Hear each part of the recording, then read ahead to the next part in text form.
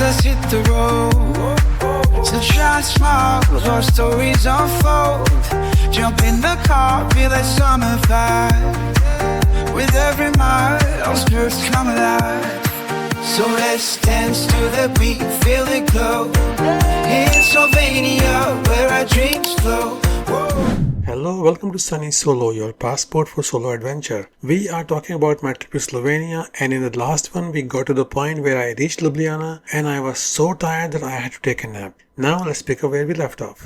Okay, now I can go out and I want to explore a little bit. This is my day because tomorrow I was planning to go to the other city, which is Lake Blade. So I thought, okay, now how do I get there? And the only way to get there was by taxi. The taxi cost 10 euros. So took a taxi and I wanted to see where can I go. So I went to the Triple Bridge. Okay, Triple Bridge is a very nice area. And why is it called a Triple Bridge? Let me tell you. So this bridge is so unique. It doesn't just connect two sides of a river, it actually tells a story of its history. This was originally designed as just one stone bridge way back in 1842. But as the city grew and with that the traffic grew as well, so there was more demand. Jose Plečnik, who was Ljubljana's famous architect, he decided to, instead of replacing the bridge, he added two more bridges on the side for pedestrians. So, like thinking outside of the box to solve a problem. And here's the thing about this bridge. This is not just a bridge. This is literally three bridges side by side and it's called Triple Bridge. But it's actually a gathering spot. Anytime you want to hang out, you want to find the proper watering hole of the city in Ljubljana, go to Triple Bridge. There are lots of restaurants, there are outdoor seating as well, there are pubs around, there are lots of bars,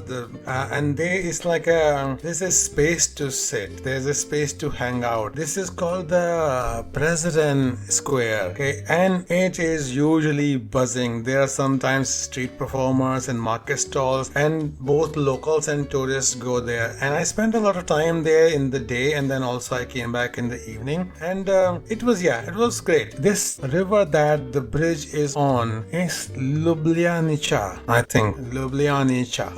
Not easy to pronounce, and I have not lived there for any length of time, so please forgive me for the pronunciation. But anyway, so I saw the Triple Bridge and I walked around a little bit. I went to the Ljubljana Castle as well. For that I bought the tickets online. I think they were 14 euros. Things were a little bit on the expensive side. Like in Europe, I'm used to finding prices which are much cheaper. In Ljubljana, things were around London prices mostly, so food especially. So I thought, okay, so went to the castle as well, and then there's a funicular that goes to the castle, and there's also a pedestrian, like you can take the steps going up. I was thinking I'll take the funicular to go up because it was the sunset was going to happen soon, and then I'll come back by foot. So the funicular had to stand in a long queue. It was moving, so it was like maybe 20 minutes wait in the line to get the tickets. And the tickets were cheap, like 3 euros for just the funicular though. Okay, the castle tickets I already had on my phone. So okay, when we got to the funicular, there's always a crowd, even though there's a queue, there's always a crowd, and I wanted to get a good video. So what I did was I got a grip of the support rail between two people, and the guy who was on one side of that, he saw that I had a little camera, so he moved out and he said, oh, you can come here. Like, I was worried whether he found me rude or something, but he's like, no, come on. So he was a German guy, and when he was talking to his girlfriend, when I found out that he was a German guy, he's like, yeah, I'm just trying to be nice. So like, yeah, so that's good. So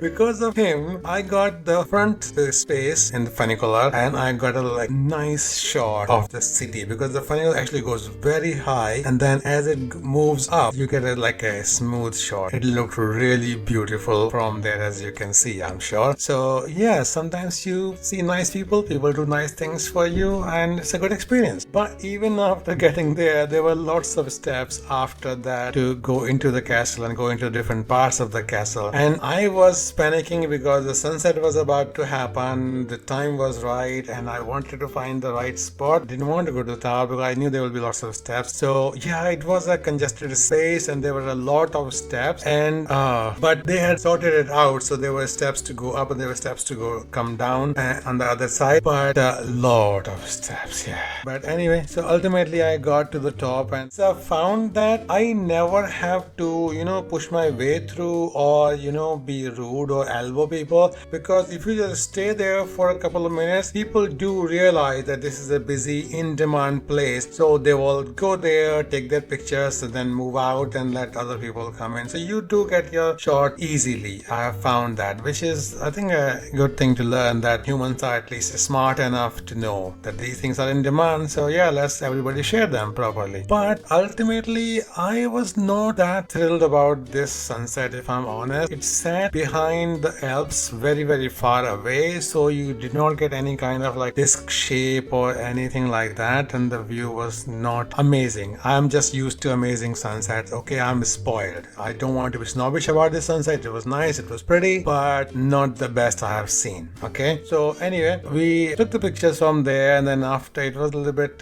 windy, a little bit cold. So after about 20-25 minutes, I came back down. Instead of walking down, I just bought another ticket for the funicular because it was getting dark already, and I knew I've already got the pictures and videos from the top spots, so I would not see anything different from halfway spots, which was the idea in taking the steps. So I just took the €3, and there was a machine this time. You could just buy the tickets from the machine. Okay, so after that, I came back down, and then I wanted to find some t-shirts because I had not packed any t-shirts at all this time. I wanted to just buy from there, and I did not find t-shirts. Okay, so I left that. Then I looked for food. I was getting very hungry by this time because remember, I just had that little snack, you can call it, at the airport. So by this time it was evening. So I thought, okay, let's find some place where we can eat. I found a place which was like a street food, okay, and it had a menu printed outside. I like those places because usually they are quite cheap and the food is also very good in those places. And they had a vegetarian options as well, a couple of vegetarian options as well for burger. I wanted to have a vegetarian burger. I could not because they only had cash payment method. I did not have any cash. This price was like maybe about 4 or 5 euros, but I did not have even that much. Okay, so fine. Ultimately, I said, okay, let's find some other place to eat. I found another place to eat, and this was a find, by the way. It was called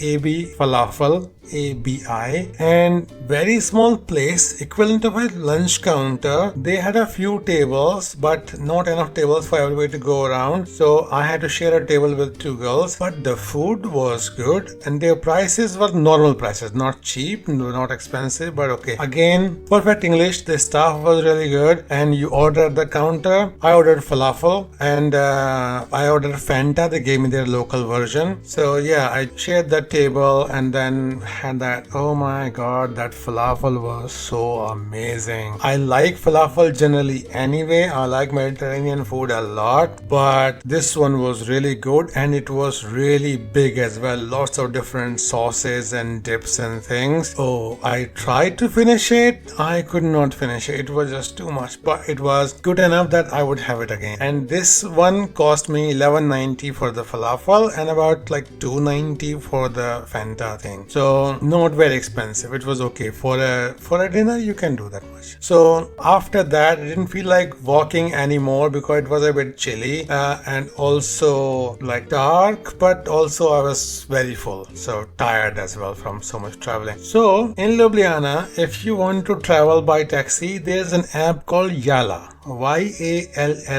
Okay, so you can install that from Android Play Store and then just use that. It was quite easy to set up. I just set it up right away. Before that, I'd been walking around. I had seen a Dragon Bridge as well, which was nice. And so once I was like, okay, now get back. By this time, I was like very tired to do anything writing or anything like that. So I thought I'll just take a short nap and just went to bed directly. But I got up after a short while and I was still very, very groggy. So I was okay, I'm just gonna sleep as long as I can. So I just let myself sleep without any alarms or anything. And I got up about 11:20. Remember, this is like winter. So in November, the day sets very early. So I had got to the hotel, back to the hotel also about 8, half 8, something like that. So about 11:30, I woke up and I said, okay, I should do something because from there I could not sleep all night into the morning. So I did the smart thing, got up, I wrote up my, my travel diary, my notes and everything, and I copied the data from the photos and videos and all that kind of thing.